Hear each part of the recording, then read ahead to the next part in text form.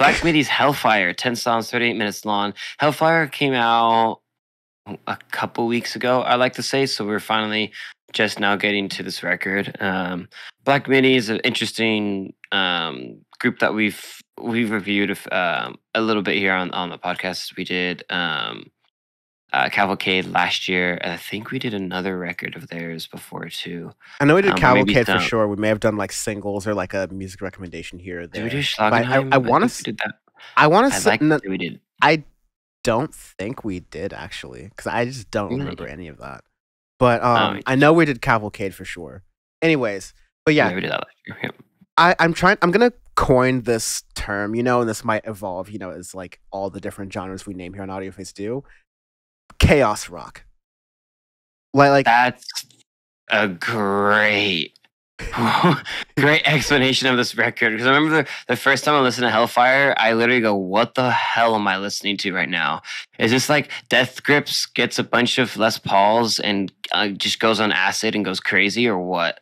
But it's like Black Country New Road. It's like there's a lot of other arts, there's a lot of other acts that are coming up right now that it's a mix of the attitudes of punk, but it's a lot noisier, but you have, callbacks to things that are known more in indie. And of course, indie is now a cross-pollination of multiple different genres of music, from alternative to electronic to synth things. You don't get all those like ladder stuff in here. This isn't a continuation of our electronic dive into Audioface. This is the end now for something completely different segment of Audioface for sure this week.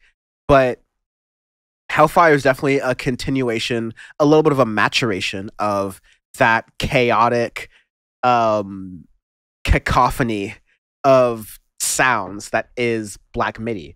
It begins with this like spoken word thing that sounds like Hellfire in the beginning literally sounds like a Kendrick Lamar To Pimp a Butterfly interlude. Like he's just speaking like mad quickly, and it's not just like speaking quickly, but it's poetic. The song choice or the lyrical choice in there is thoughtful and has a rhythm to it, and almost like a Shakespearean kind of way, where there's a rhythm to the words that are chosen. It's really thoughtful, and it's done really well, and matches the chaos of the intensity that really gets you into the record. I think it's a really great beginning song, and if you don't like that song, you're not going to like anything else in the record. So it's a good way to begin the record. Yeah, that's a great way to say it.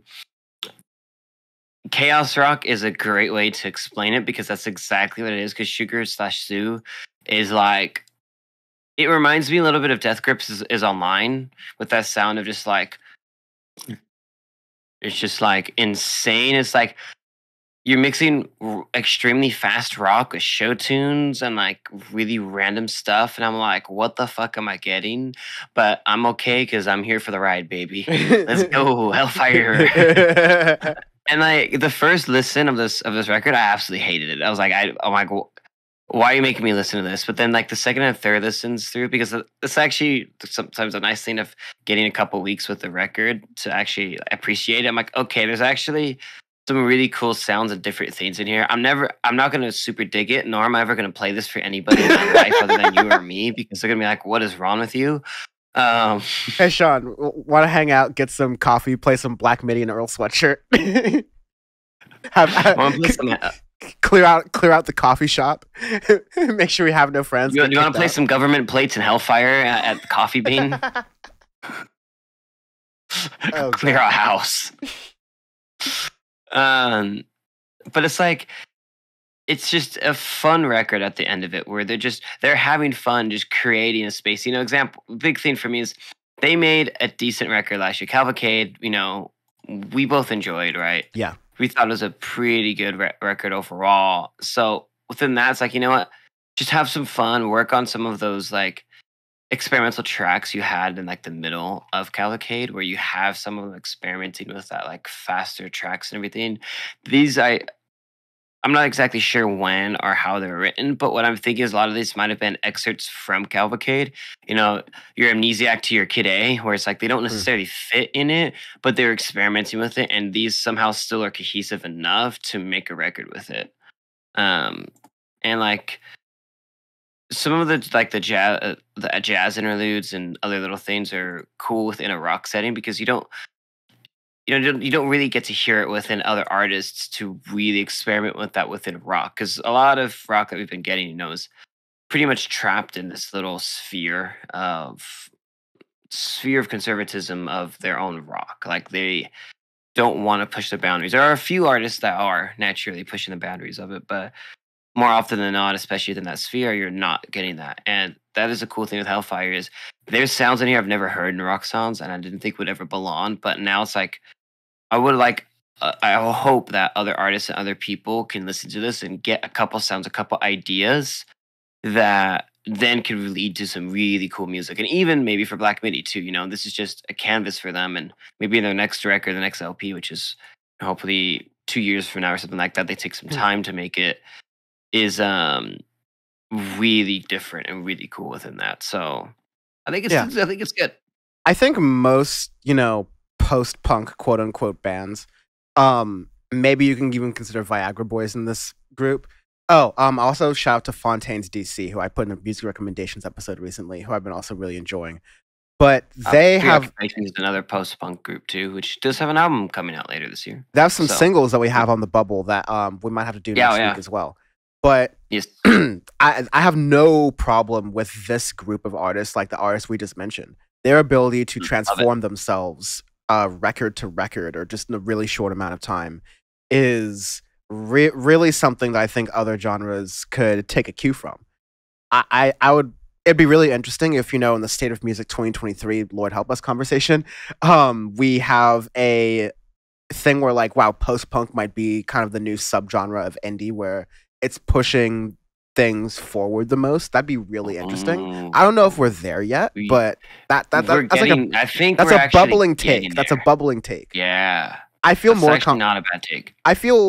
I'll just say it. Like, considering the Grammys, even an album. We talked about that last year, right? We are among one of like the fingers on the pulse of what's happening to music on a week by week basis because we're checking in week by week, almost like religiously, so to speak. There's many other critics and things like that that are doing that as well. But after 5 years, we have a good amount of data of going, oh, this thing that's happening right now, we said that in 2017. Or like, oh, Sean called that in 2019. Or like, oh, Dan said that in 2018. Like, there's one part where it's like self-adulation, but there's another part of like, oh, we're good at this. We does this. So we does this podcast. We redo the whole network as we made it and we does this. We does this is just all the four of us just shooting the shit. We gets bought by us. Anyways, like we trademarked the word we. Really fast as we're going through things. Yeah, you mentioned how chaotic Sugar Sue is. I really like Dangerous Liaisons, which I keep wanting to say. Damn it. Dangerous Legions. I was gonna say, I was waiting to the end to make this joke, but Dangerous Liaisons is what I feel like. What I think Disneyland would feel like if you're on speed. No, I think it's an acid trip at Disneyland, honestly. Acid trip at Disneyland, okay, because it's like you hear all the show tunes and stuff, but they don't quite sound right because you're tripping balls, and then you get on a roller coaster, and then you're just like, it's a bad acid trip at Disneyland for sure. It's a bad acid trip. Oh hell yeah. Yeah. You see Buzz Lightyear and you're just like, just bamizing. My body, my choice, Buzz. Arbitrary scale this week. We do arbitrary scales every week on Audioface because our review is our review. And hey, man. Our review is our review. And I just stopped myself from saying something so wild, man. Yeah, please don't. Anyways, we prefer to compare it to items and objects and events that we change every single week than an actual rating system because that would make things too easy for people to flame us in the comments for. Anyways, as for shapes, I'm going to give this the Decagon. Decagon, that's a good one. Yeah, It's it's a got very good 10 one. sides, and it doesn't have to be like an Yeah. easily even shape. You could do whatever Mhm. you want with that fucker. Like you can, scramble it. You got 10 little like pivots to make fun of, to work with, all right? So you can just do whatever you want to, brother, sister, whoever you want to identify as, sibling, step sibling. This is a scalene triangle. Oh wow. So, Yeah. wait, so I was just insulting obtuse triangles and things like that. Yeah, but this is a scalene triangle because it's just fucking weird looking. I remember anytime in geometry doing scalene triangles, I'm like, why does this look like this? Yeah. Like it looks like a triangle that just like deflated, but is still trying to hold on to life quite so. And the Egyptians used good stuff for the scalene triangles to use as ramps. So that works. Audioface, secretly a history podcast. What does it mean to play us out? Dude, I want to have my own history podcast. God damn it, that would be fun as fuck. You do know the long game. You do know the long game for all podcasts is you start doing one thing, like music or MMA, and then gradually the podcast grows, and you just talk about whatever you want. One day, man. One day.